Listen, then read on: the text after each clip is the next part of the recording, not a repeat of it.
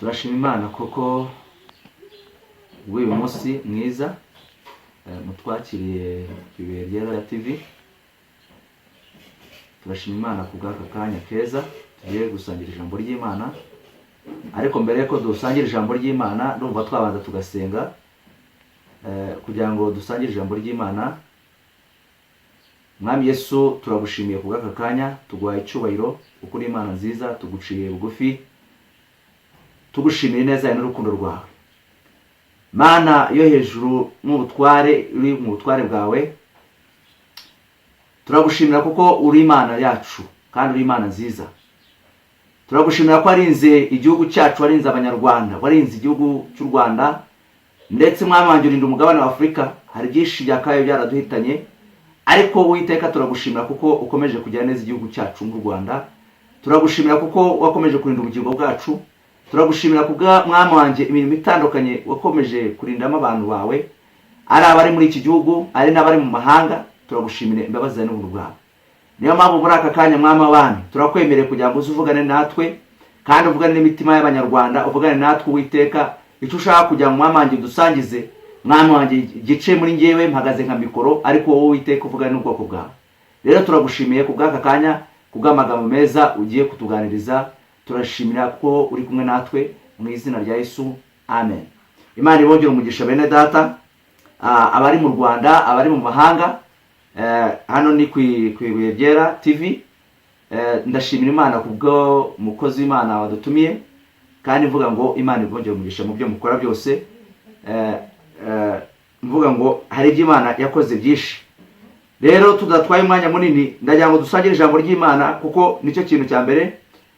Mu murimo w'Imana, nizo nshingano zanjye nk'umurimo w'Imana, kandi ni ukugira ngo turebe ko dufatikanya muri urugendo rujya mu ijuru. Imana ibongere umugisha. Nitwa John, cyangwa se abatanzi, ubwo muzagendamo tuganira ku ijambo ry'Imana.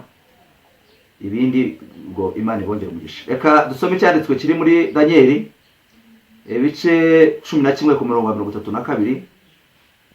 Abafite Bibiliya murahasoma. Danieli ibice 11 ku murongo wa 32. Abaca mu isezerano azababesha kubashikinga, ariko abantu bazi Imana yabo bazakomera bakora iby'ubutwari. Aya niyo magambo tugiye kuganiraho muri iki gitondo cyiza, igitondo cy'umugisha. Haleluya! Imana ibongere umugisha cyane.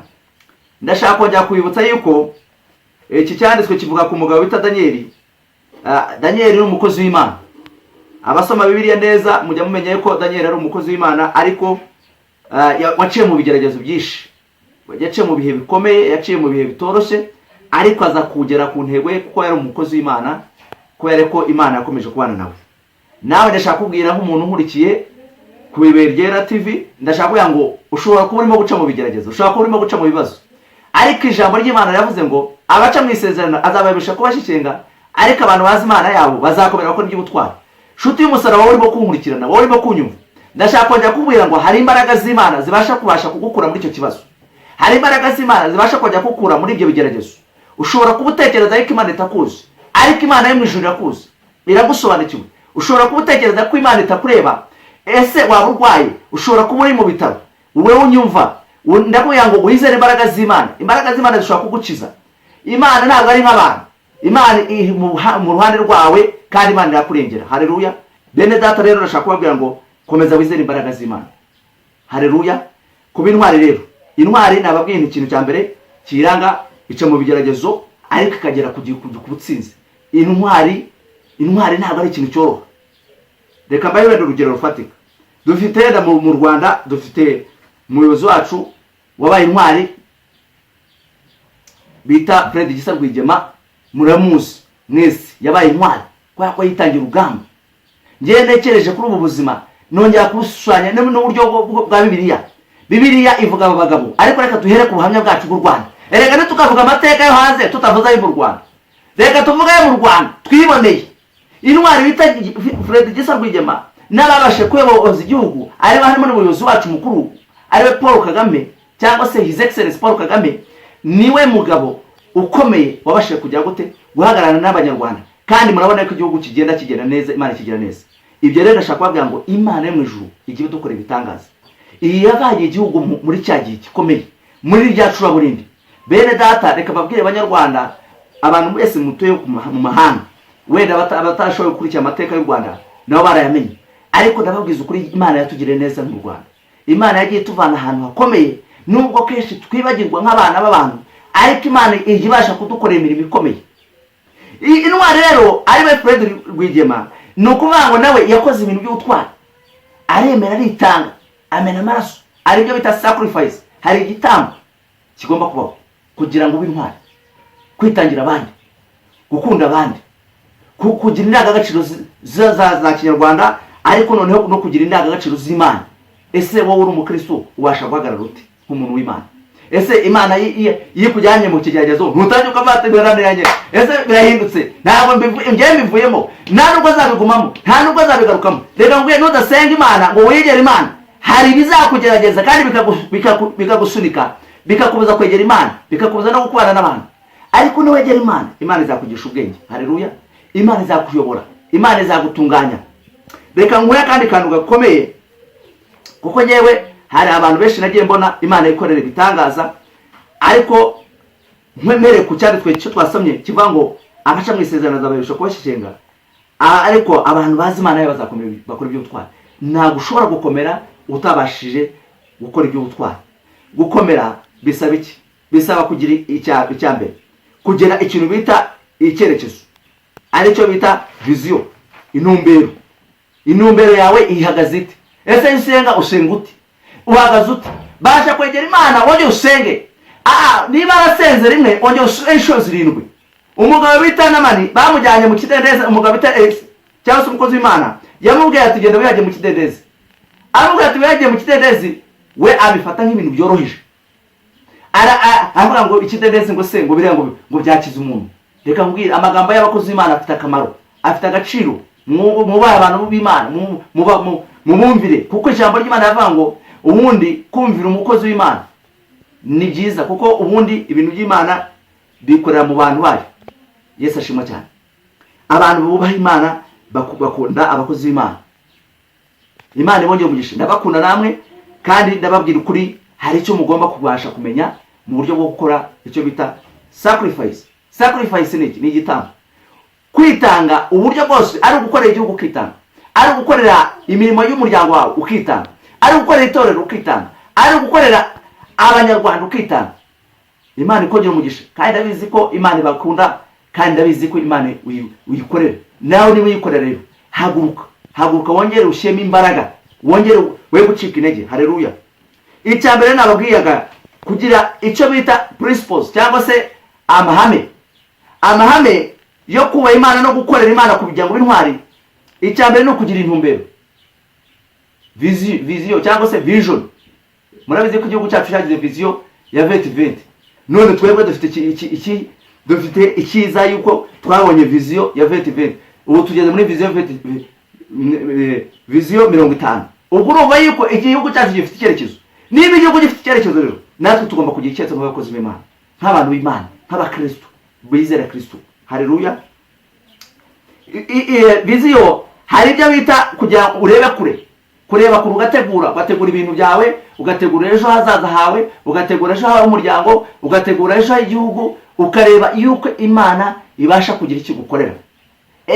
Ntabwo wasenga gusa udakora. Icyo nacyo ni ikintu nta kwemerera, kuko ugomba gusenga ariko ukanyagira ute ugakora. Senga ariko ukore, senga ukore. Icyo nicyo kintu banyarwanda bene data bakristo ndababwira ngo kora, senga ukore. Numara gukora uzareba umusaruro. Haleluya! Nta muntu n'umwe muri Bibiliya nigeze nsoma mu bantu bakurikiye Yesu batigeze bakora. Reka duhere ku mugabo bita Luka murabizi ko ari umudokiteri. Bibiliya itugaragariza umugabo bita Luka, ariko yari umudokiteri. Yesu amuhamagara, yari afite ibyo ashinzwe. Uwo bita Mariko yari umunyapolitiki, yari umuntu afite ibyo ashinzwe. Uwo bita Yosefu yari yiberaga, cyangwa se Petero yiberaga mu mafi, yararobaga, yirirwaga aroba amafi, nimugora akaza kuruhuka. Wowe urakora iki? Ugomba gukora. Haleluya bene data, Imana ikongera umugisha. Rero ugomba gukora kandi ugakorana imbaraga. Icya kabiri, ugomba gusenga gusenga kwawe guhagaze gute? Hagaruka usenge. Niba arigeze gusenga ongera usubire usenge, ongera usenge kugira ngo Imana ibashe kujya gute, kugira ngo ibashe kuguha izindi mbaraga. Gusenga hari uburyo bwasengamo, hari igico bitatu. Hari ibyo bita request prayer, amasengesho yo kwinginga Imana wisaba kugira ngo ibiguhe imbaraga kugira ngo ubashe no gukora. Hari icyo bita private prayer, ni amasengesho usenga yo ku giti cyawe winginga Imana kugira ngo iguhe izindi mbaraga mu mikorere yawe, mu byo ukora byose, kugira ngo ube success cyangwa se bitere imbere. Icya gatatu niyo bita unity prayer. Aya masengesho twirirwa duterana amateraniro ni amasengesho y'ubumwe tugomba guhoramo, kubera ko Imana igomba kudushikira ariko twagezanye, kuko babiri barutumwe. Iyo babiri bafashiranye babasha gutera imbere kandi bakabasha kugira gute, kwaguka. Rero igihe mugenzi wawe musengane, mwongere murebane, mufatikane, imbaraga z'Imana zizabana namwe. Imana ibongeye umugisha. Ikindi nashaka kongeraho, hari icyo bita ni amahame. Ndimo ndavuga ku mahame. Amahame yo kugira ngo ugere ku butwari, ubu ubashe kuba intwari, kuko ijambo ryatubwiye ngo Daniel yungo yabivuga yari yabaye intwari, kuko yagiye mu rwabo rw'intare avamo. Ntabwo ari ugupfa kujyamo gusa, oya, hari imbaraga zamutwayemo. Marayika kugira ngo amanuke, hari icyo bita sacrifice, hari igitambo ugomba gutanga. Hari uburyo imbaraga z'Imana zikorana nawe, ariko wabashe gutanga umwanya wawe imbere y'Imana, wabashe kubana n'Imana. Ariko uracyasenga, wese uracyahagaze mu mbaraga z'Imana, ongera usuremo ibyiringiro mu izina rya Yesu. Ongera wambare izindi mbaraga, ongera wambare ubundi utware, kubera ko Imana yarakuremye kandi igufiteho umugambi mwiza.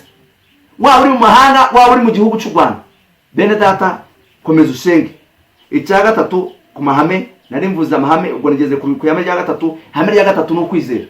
Kwizera kwawe guhagaze gute? Mwayobora 11 haravuga ngo kwizera no kwiringira udashidikanya ko ibyo wiringiye bitazabura gusohora. Iryo ni ijambo rihagaze neza. Bikaba ngo kwizera ko kwatumye Sara ahabwa umwana ageze mu zabukuru. Kwizera ko kwatumye Henoka azamuka mu ijuru. Kwizera ko kwatumye Abraham ahabwa umwana ageze mu gihe cy'izabukuru.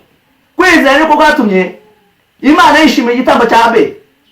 Haleluya. Ariko ibyo ngibyo ndashaka kugira ngo nutabikora, kugira ngo ugere kwizera kudasanzwe mu buzima bwawe, Imana ngo ibane nawe, hari bizajya bikugora. Ariko kugira ngo ubashe kumenagura bya bintu biguhagaze imbere, ni ugusenga, ni ukwizera, ni ukugira icyerekezo.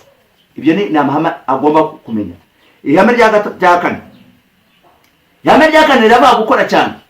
Abantu benshi muri iki gihe, cyangwa se reka mvuga bene data twebwe turimo kuganira, abantu benshi ntibashaka gukora. Arashaka kuvuga ngo azabasha kubona igitangaza. Ngiye nkoze umurimo w'Imana igihe kirekire, kandi nabonye Imana ibana nanjye, nabonye Imana itubashisha ahantu hatandukanye. Ni ukuvuga ngo ikintu bisaba birasaba gukora. Nanjye ubwanjye ndakora, mfite akazi nkora, kubera ko Bibiliya ivuga ngo udakora ntakarye. Haleluya. Ariko reka dukure imifuka mu maboko, dukore nk'abakozi b'Imana. Bene data, ari abapasiteri banyuva, ari abashumba, ari abaposo, ari ba archbishop, mwese mubwira abantu ko bagomba kujya bakora. Gukora nicyo kintu cya mbere gituma abantu babasha kutajya kudahura n'ibibazo byinshi. Gukora bitandukanye no gusenga. Gusenga kurukwa, kora ariko usenge, ukore ariko usenge. Ibyo bintu bigomba kugendana. Haleluya.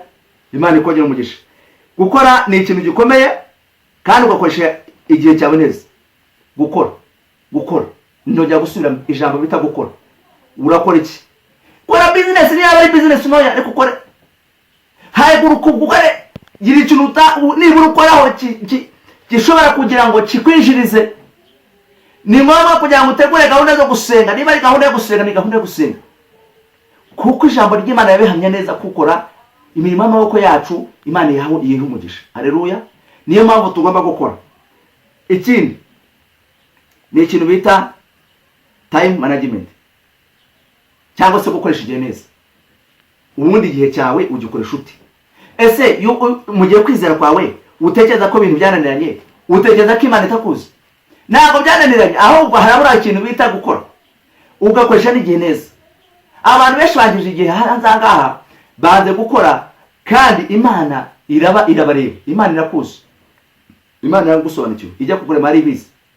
Ntabwo Imana byayitunguye ijya kukurema, yarakuremye kugira ngo ukore, ubashe gukora, ukore imirimo ishoboka. Si ngombwa kuba ufite akazi ka leta, ushobora no gukora business isanzwe kandi ukaba success.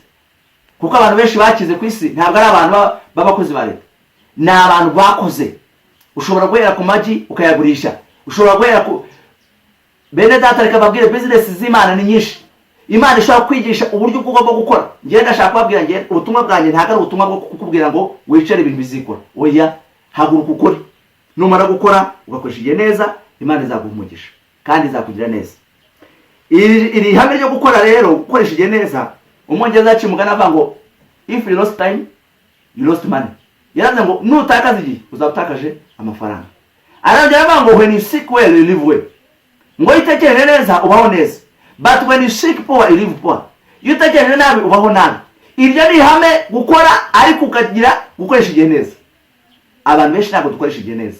Bene data rero turimo gusangira ijambo ry'Imana, ndashaka kujya kubabwira no kubakangura kugira ngo twongere dushyiremo imbaraga, dukore. Ukore, ushakishe, ukore imirimo itandukanye kugira ngo ubashe kwinjiza, ubashe kubona ibitunga abana bawe. Kandi reka babwire bene data, ari abashumba barimo kunyumva, abakozi Imana dukorana umurimo w'Imana, ndashaka kubabwira ngo iki kintu cyo gukora ni ikintu cyiza. Kuko iyo dukoze tugakora umurimo w'Imana ariko tukagira n'ibintu bidufasha mu buzima busanzwe, ukagira umurimo uwinjiza, abana bawe ntabwo bazareka kwiga, abana bawe ntabwo bazareka kubaho, umudamu wawe ntabwo azareka kubaho. Haleluya. Ntabwo uzareka gukora ngo ibintu bizizana, ntabwo bizashoboka. Hari ibyo ugomba kwizera nk'imbaraga z'Imana kuko zirakora.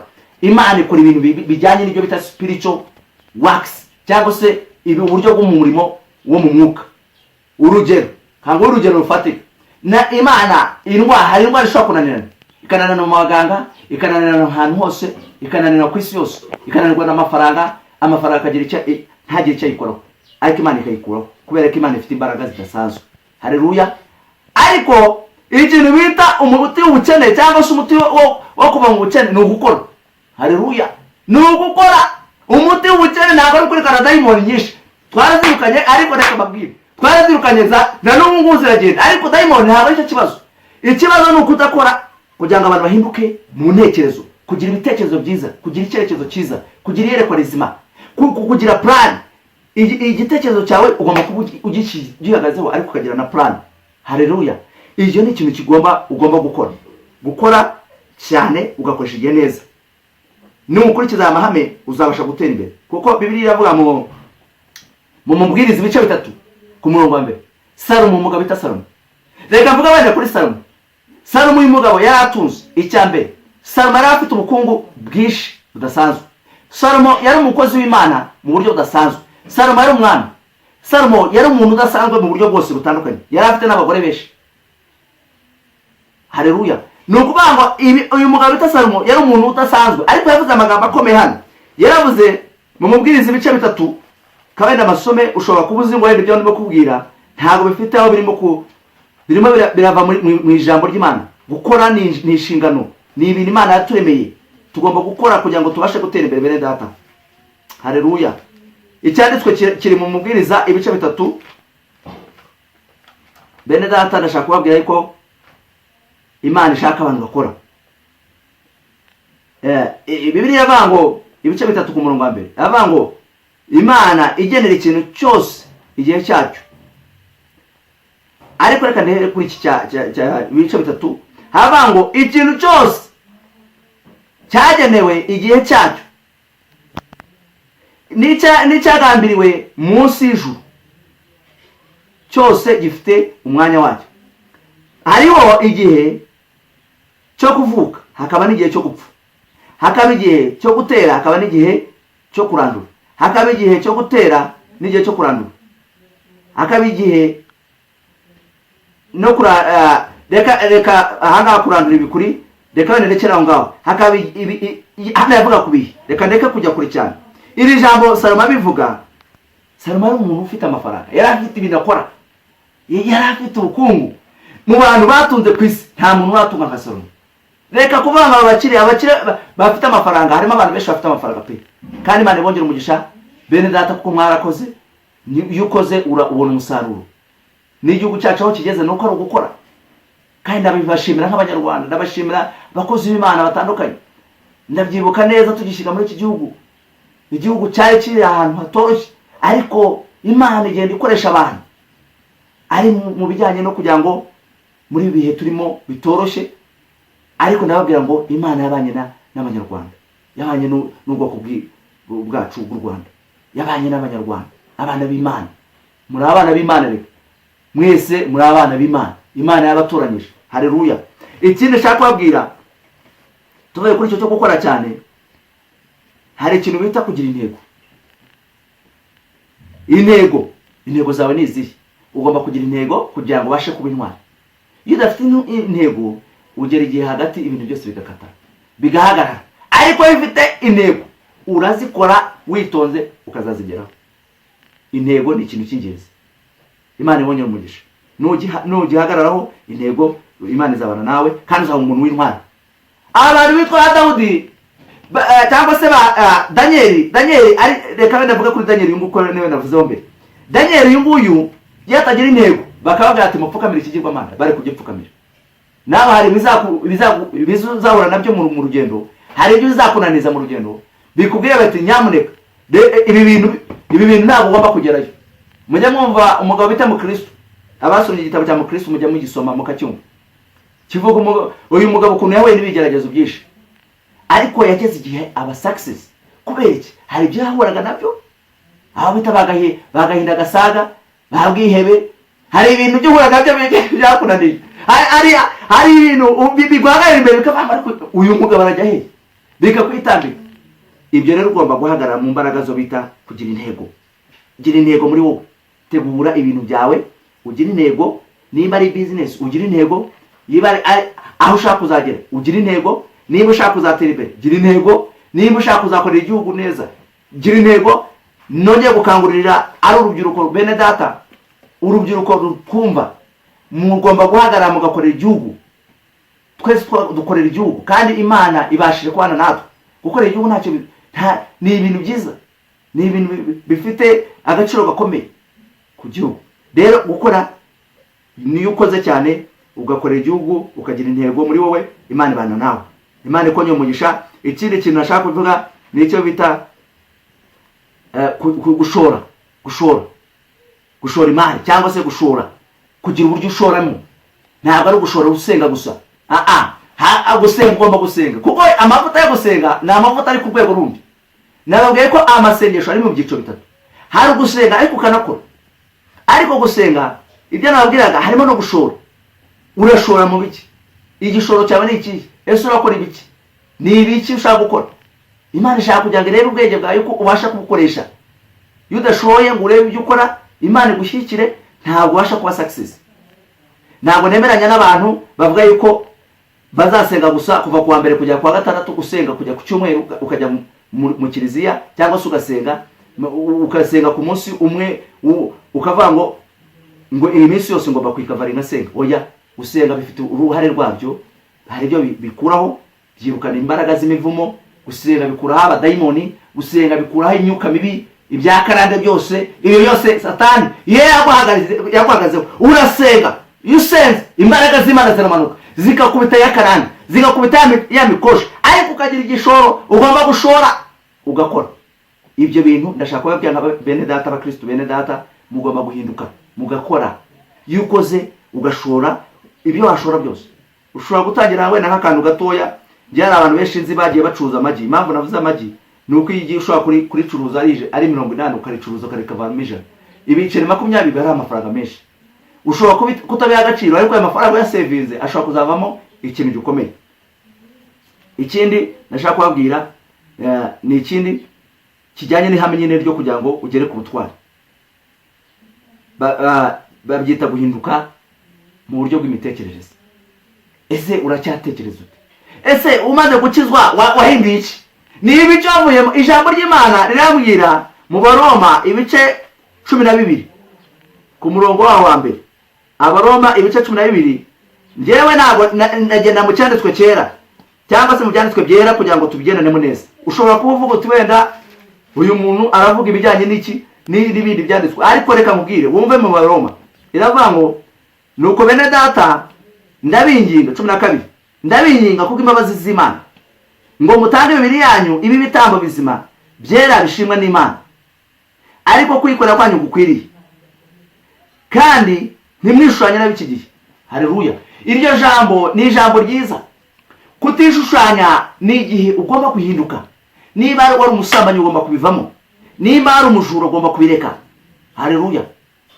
Ugomba kubireka. Niba ari umwicanyi ugomba kubireka, kugira ngo Imana iguhe umugisha, kugira ngo ubashe gutera imbere, kugira ngo ubashe kuba success. Uko niko kuri ndashaka kubwira ukuri. Numara guhinduka ukava mu bitizerwa ukajya mu byizerwa by'Imana, ukagenda mu murongo wa Yesu, Yesu azakugira neza. Kandi nabonye abantu benshi babanye na Yesu, nta muntu ukorwa n'isoni. Yesu uyu nguyu tuvuga twabonye akora ibintu n'ibitangaza. Yesu uyu nguyu akiza abarwayi. Yesu uyu nguyu abasha kuhora roshywe. Haleluya. Wowe ushaka kumutekereza ko Yesu atakuza, arakuzi. Ndashaka ngo uko kw'Imana kugusange uyu munsi ukira indwara yose, yaba ari igikomere, yaba ari indwara isanzwe, yose biveho mu izina rya Yesu. Ubashe kuba umuntu muzima, niba ari urwaye ukiri. Ariko ugomba guhindura ibitekerezo, ugomba guhindura ingamba, ugomba guhindura amasengesho. Haleluya. Ugomba guhindura imirimo wakoraga. Niba umunsi wakoraga ukabona nta kigenda, hindura ukora ibindi. Haleluya. Niba umunsi wakoraga ibintu ukabona ntabwo birimo kugenda, please hindura. Niba ari business wenda wacuruzaga umuceri ukabona umuceri ntabwo ugenda, hindura ucuruza ibishyimbo. Niba ibishyimbo byaze, hindura ucuruza iki? Ucuruze imboga. Niba byaze, hindura ucuruza imodoka. Niba byaze, hindura ucuruze ibindi bintu, imyenda. Byose birashoboka, products ni nyinshi. Rero Imana ishaka kugira ngo iguhe ubwenge bwo kugira ngo uhinduke. Hinduka mu ntekerezo, ubashe kuvuga uti intego zanjye ni zihe. Tugiye gusoza, turimo gusoza. Ikindi nashaka kubabwira ni kijyanye n'uko gusoma ibitabo ukamenya yuko Imana igira neza. Ijambo ry'Imana, udusoma Bibiliya. Ese ijambo ry'Imana ujye risoma? Ese koko ujye ubasha kureba iki? Ariko wafashe iki gitabo nibura ugasoma ibyanditswe, niyo cyaba kimwe cyonyine. Iki cyanditswe gihe kiranga guhinduka burundu. Abantu benshi banze guhinduka. Arasenga ariko akanga guhinduka. Haleluya. Wiguma mu rusengero ureka guhinduka. Hinduka wese. Ingeso zazigaragara bose. Uhinduke. Numara guhinduka, Imana izabana nawe. Numara guhinduka ukava mu byaha, Imana izabana nawe. Numara guhinduka ukava mu bidafite umumaro, Imana izakugira neza kubera ko wahindutse. Wabashe kweza, Imana ibashe kubana nawe. Kuko Imana ntabwo ibana n'abantu bafite ibintu by'inenge. Imana igenda n'abantu bafite iyerekwa. Yesu ashimwe cyane. Ngiye gusoza. Soma ijambo ry'Imana ubashe kugira gute. Nukeneye byanditswe uraza gusoma muri Yeshua ibice 7 ku murongo wa 8 ndetse no mu Heburayo 4:12. Imana ikongera umugisha. Rero ngiye gusoza, ariko ndasozeza kuri iki cyanditswe kivuga ngo kugira imitekerereze ihindutse ni ikintu cy'ingenzi. Ikindi ni ukumenya agaciro kawe. Agaciro kawe ni agaciro keza Imana yaguhaye. Waba uri umukobwa urimo kunyumva, waba uri umudamu, waba uri umugabo, menya ko ufite agaciro. Waba uri umwana, waba uri umusore, bashe kumenya agaciro kawe. Umenye ngo Imana irashaka iki. Ujye muri Ezekiyeli ibice 16 ku murongo wa 4 urabisangamo. Muri Heburayo igice cya 1 ku murongo wa 7 havuga ngo ijambo ry'Imana ku bantu baryizera ngo ibahindura umuriro. Ibahindura umuriro. Wowe ubwawe umuriro. Rero nibyo bintu byakuboshe, nizo mbaraga zigufashe. Wazibwira uti mu izina rya Yesu muveho, murekure ubuzima bwanjye. Kubera ko muri wowe hari imbaraga zirimo. Kubera ko muri wowe hari ubutware. Ndashaka kuvuga ngo bene data, hari imbaraga z'Imana, hari ubutware bw'Imana. Reka mbwire, Paulo amaze gusobanukirwa ubwiza bw'Imana, yamaze kwizera imbaraga z'Imana. Haleluya. Haleluya. Aravuga ngo Imana nizeye. Haleluya. Iyi Imana rero twizera ni Imana nziza. Ushobora kukugira neza, ishobora kugutabara. Ubu ushobora kubutekereza ko Imana itakuzi. Rero irakuzi wese, iragusobanukiwe. Ariko ongera usenge, ongera usubireyo, ongera usenge, wongere wizere imbaraga z'Imana, wongere wizere ubutware bw'Imana. Ndashaka kubakumbuza gusenga, kandi ndashaka kubabwira ngo iyo ufite icyerekezo cy'Imana, Imana ibana nawe. Iyo ufite kugendana n'Imana, Imana ibana nawe. Aka kanya reka buri muntu wese wumvira ijambo, imbaraga zawe zimukoreho. Ijambo ryawe riramira ngo igihe kimwe usanga uriya mugabo umaze imyaka 38 waramubwiye mu ijambo ryawe, uramubwira ngo ese arashaka gukira. Nanjye ndabaza uyu muntu ngo arashaka gukira. Waba urwaye indwara imeze ite? Iyo ndwara ntabwo ari Satani wayizanye se. Niba ari Satani nakurekure, nakuveho. Iyo ndwara nikurekure mu izina rya Yesu. Rekura uyu muntu, rekura uyu mumama, rekura uyu mugabo, rekura mu izina rya Yesu. Ndavuze ngo urekure umwana w'Imana, kuko uwo nta burenganzira umufiteho. uwo mubiri ni uw'Imana yamuhaye. Ndategetse mu izina rya Yesu kugira ngo abe muzima kandi abashe kubohoka icyubahiro kibi cy'Imana. Urakoze mwami Yesu, genda buri muntu wese urwaye, ari urwaye ibibyimba, ari urwaye mu nda, ari urwaye amaguru, ari urwaye amagufwa, mu izina rya Yesu, indwara yananiranye, ari imyuka ya kanseri, iyo yose abo badayimoni bumvire ijambo ry'Imana, kuko ijambo ry'Imana rizima. Urakoze mwami Yesu, icyubahiro kibi cyawe. Amen, amen. Shalom, shalom.